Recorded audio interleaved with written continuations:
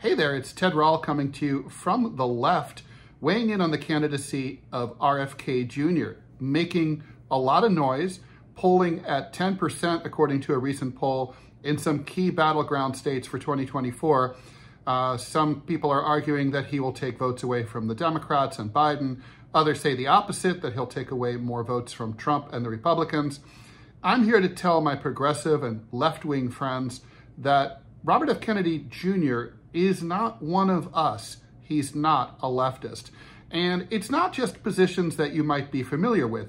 Kind of infamously, after the October 7th attack by Hamas into Israel, he came out with full-throated support of Israel and its retaliatory policies against the people of Gaza.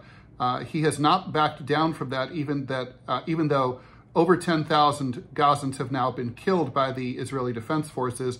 That's really reason enough not to consider him to be a leftist.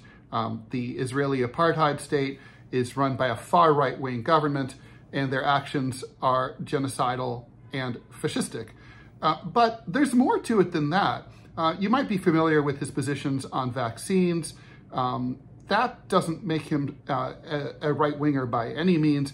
But there's other stuff that's really disturbing. Like, for example, on abortion rights, officially, he's in favor of a ban after 3 months of pregnancy under all circumstances without any exception whatsoever.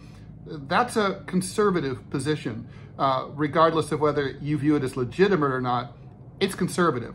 Also, when it comes to people with pre-existing conditions, he's saying that health insurers should have the right to not cover them because it drives up costs for everybody else. Well, that's great if you're healthy. You know, he's fit and trim, looks great. You know, you're all fit and trim and you look great until something happens and you don't. But people with pre-existing conditions are our fellow citizens, fellow Americans. They deserve the same exact consideration and the same access to healthcare as the rest of us.